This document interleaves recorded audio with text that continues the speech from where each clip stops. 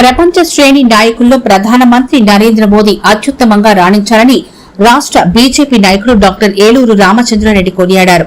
సామాన్య స్థితి నుంచి ఎంపీగా మరియు 3 సార్లు మంత్రిగా కావడం అనేది చరిత్ర లిఖితం అని ఆయన వర్ణించారు. ఎన్నో దేశాలు ఇప్పుడు ఇండియా అంటే గౌరవంగా ఉంటున్నాయని, ఎంత విలువను ఇస్తున్నాయని, వీటన్నిటికీ కారణం బాధ ప్రధానమంత్రి చదుదాత సమర్థత మాత్రమేనని ఆయన చెప్పాడు.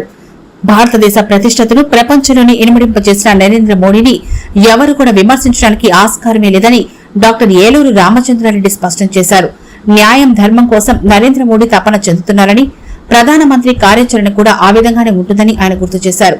భారతదేశంలో ఈ రోజులో సుస్థిరంగా ఉన్నది అంటే ప్రధానమంత్రిగా నరేంద్ర మోడీ ఉండటమే కారణమని ఆయన వ్యాఖ్యానించారు. అదే స్ఫూర్తితో ప్రతి ఒక్కరూ ముందుకు సాగాల్సిన చారిత్రాత్మకమైన ఆవశ్యకత ఎంతైనా ఉందని నొక్కి చెప్పారు. అందరికీ నమస్కారం.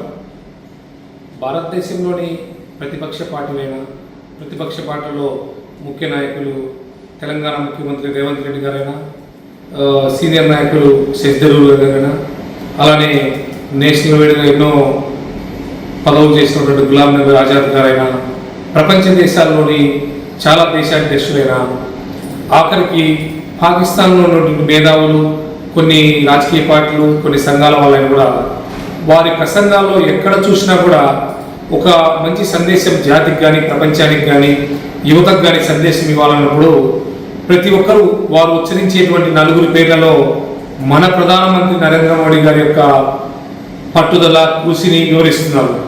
అంటే ప్రపంచంలో మోడీ గారు ఎంత స్థానం సంపాదించుకున్నారో మనకు అర్థమవుతుంది. భరతమాత మోడీ గారి లాంటి ప్రధానమంత్రిని చూసి గర్వపడుతుంది.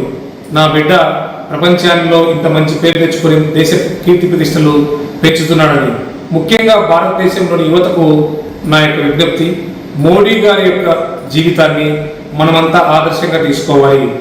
ఒక కింది స్థాయి నుంచి దేశంలోని అత్యున్నతమైనటువంటి ప్రధానమంత్రి స్థాయి పదవికి ఎలా ఎదిగాడు, తన కృషి, పట్టుదల, దేశం కోసం, ధర్మం కోసం ఎలా పనిచేస్తున్నాడని ఆయన యొక్క జీవితాన్ని మనమందరం కూడా ఆదర్శంగా తీసుకొని, ముఖ్యంగా ఈ దేశంలో ఉన్న యువత ఆదర్శంగా తీసుకొని వారు తమ రంగాల్లో అభివృద్ధి చెందాలి.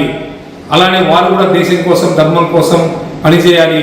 ఈ దేశాన్ని ప్రపంచంలోనే నెంబర్ 1 దేశంగా, ఆర్థికంగాను అన్ని రంగాల్లోనూ మొదటి స్థానంలో విధంగా మోడీ గారు ఎలా కృషి చేస్తున్నారో మనం కూడా మనదైన శైలిలో, మన శక్తి వంచన లేకుండా మనం కూడా మన సమయాన్ని అన్నింటినీ సద్వినియోగం చేసుకుని మన దేశం కోసం, ధర్మం కోసం పనిచేయవలసిందిగా కోరుచున్నాను.